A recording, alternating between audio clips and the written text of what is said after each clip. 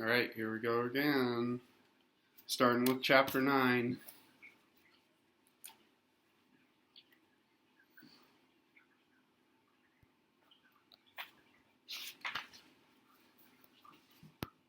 And so Edward Tulane became Susanna. Nellie sewed several outfits for him: a pink dress with ruffles for special occasions, a simple shift fashioned out of a flower-covered cloth for everyday use, and a long white gown made of cotton for Edward to sleep in. In addition, she remade his ears, stripping them of the few pieces of fur that remained and designing him a new pair. "Oh," she told him when she was done, "you look lovely." He was horrified at first. He was, after all, a boy rabbit. He did not want to be dressed as a girl. And the outfits, even the special occasion dress, were so simple, so plain. They lacked the elegance and artistry of his real clothes. But then Edward remembered lying on the ocean floor, the muck in his face, the stars so far away, and he said to himself, "What difference does it make, really? Wearing a dress won't hurt me." Besides, life in the little greenhouse with the fisherman and his wife was sweet. Nellie loved to bake, and so she spent her day in the kitchen. She put Edward on the counter and leaned him up against the flour canister and arranged his dress around his knees. She bent his ears so that he could hear well. And then she set to work, kneading dough for bread and rolling out dough for cookies and pies. The kitchen soon felt filled with the smell of baking bread and with the sweet smells of cinnamon and sugar and cloves. The windows steamed up. And while Nellie worked, she talked. She told Edward about her children, her daughter Lolly, who was a secretary, and her boys, Ralph, who was in the army, and Raymond, who had died of pneumonia when he was only 5 years old. "He drowned inside of himself," said Nellie. "It is a horrible, terrible thing, the worst thing, to watch someone you love die right in front of you and not be able to do nothing about it. I dream about him most nights." Nellie wiped at her tears with the back of her hands. She smiled at Edward. "I suppose you think I'm daft, talking to a toy. But it seems to me that you're listening, Susanna." And Edward was surprised to discover that he was listening. Before, when Abilene talked to him, everything had seemed so boring, so pointless. But now, the stories Nellie told him struck him as the most important thing in the world, and he listened as if his life depended on what she said. It made him wonder if some of the muck from the ocean floor had gotten inside his china head and damaged him somehow. What do y'all think Edward is learning from his experiences right now? Do you think that there's some change that's happening in him from his misadventures? That's the question. This is in the middle of the reading, but that's our question for today. What is Edward learning?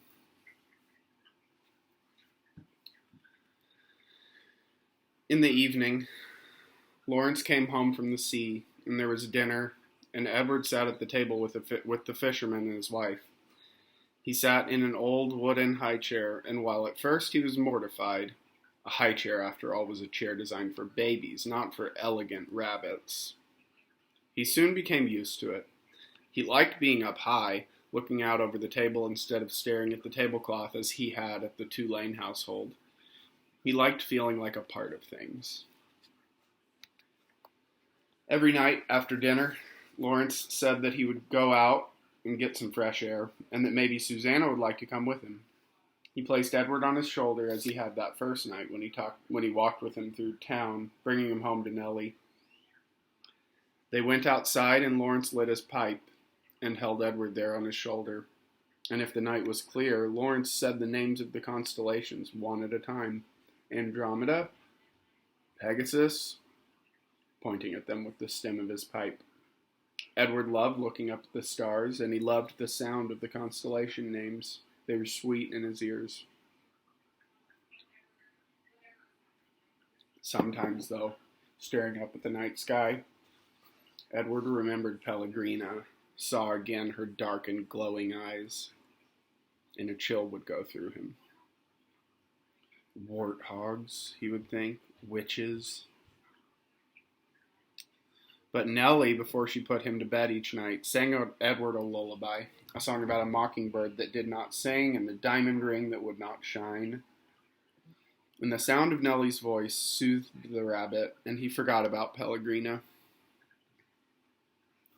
Life, for a very long time, was sweet.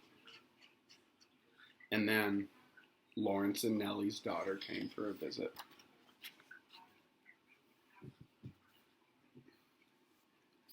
Sounds like life is about to get not sweet somehow, right? That's the implication.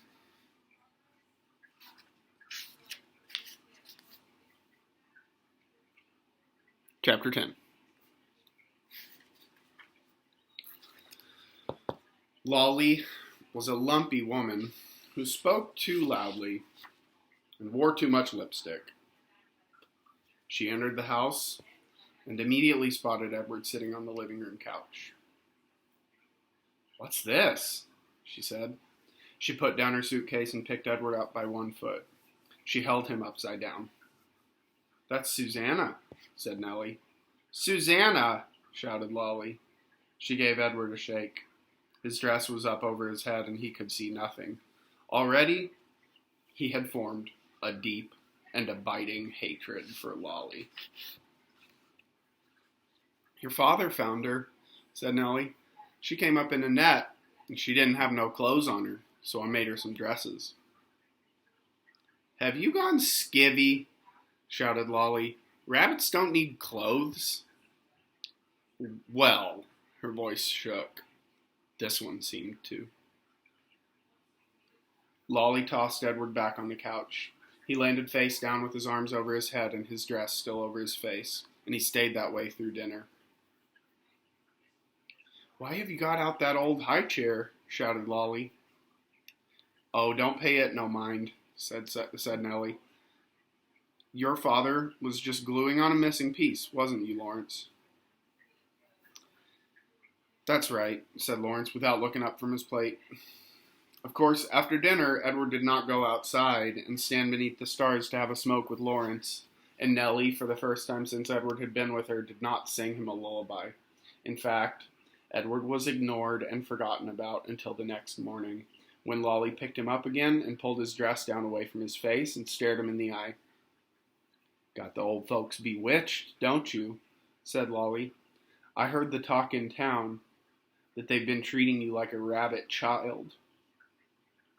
Edward stared back at Lolly. Her lipstick was a bright and bloody red. He felt a cold breeze blow through the room. Was a door open somewhere? "Well, you don't fool me," she said. She gave him a shake.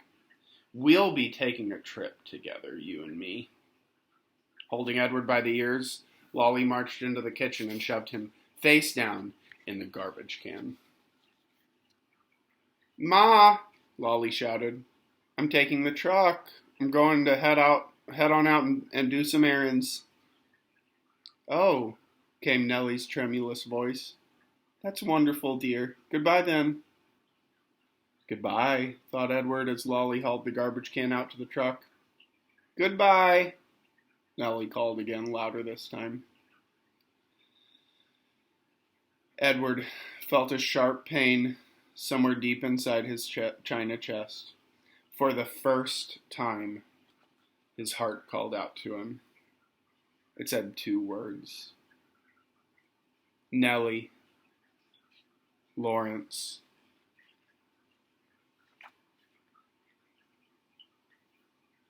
The first time that his heart said something to him. So, again, still, same question. What is he learning? How is he growing as a character?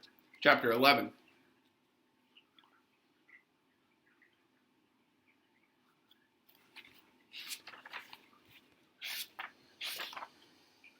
Edward ended up at the dump. He lay on top of orange peels, coffee grounds, rancid bacon, and rubber tires. The first night, he was at the top of the garbage heap, and so he was able to look up at the stars and find comfort in their light. In the morning, a short man came climbing through the trash and rubble. He stopped when he was standing on top of the highest pile. He put his hands under his armpits and flapped his elbows. The man crowed loudly. He shouted, "Who am I? I'm Ernest. Ernest, who is king of the world. How can I be king of the world? Because I am king of garbages, and garbages is what the world is made of. Ha! Ha! Ha! Therefore, I am Ernest. Ernest, who is king of the world," he crowed again. Edward was inclined to agree with Ernest's assessment of the world being made of garbage, especially after his second day at the dump when a load of trash was deposited directly on top of him. He lay there, buried alive. He could not see the sky. He could not see the stars. He could see nothing. What kept Edward going, what gave him hope, was thinking of how he would find Lolly and exact his revenge. He would pick her up by the ears. He would bury her under a mountain of trash. But after almost 40 days and nights had passed, the weight and the smell of the garbage above and below him clouded Edward's thoughts. And soon he gave up thinking about revenge and gave in to despair. It was worse, much worse, than being buried at sea. It was worse because Edward was a different rabbit now. He couldn't say how he was different. He just knew that he was. Again, perfect question for these chapters. How is he different? He knows it, but he doesn't understand how he's different. Maybe y'all do.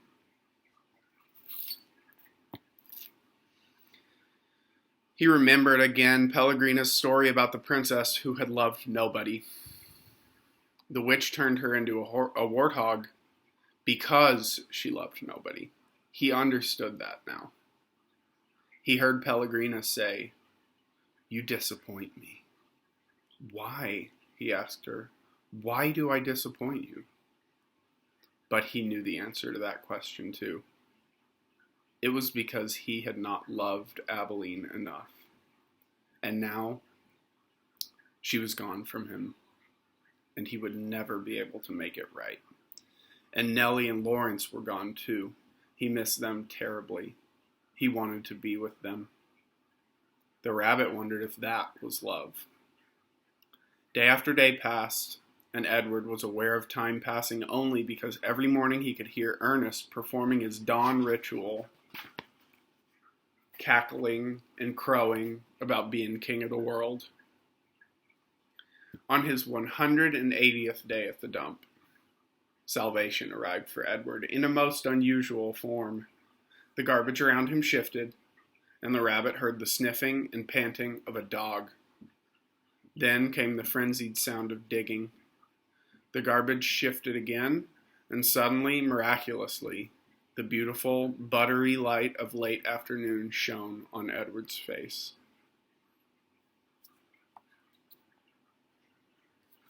That's it for today.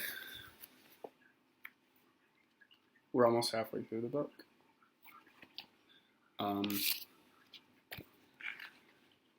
And next reload will be next week, Monday. See y'all then.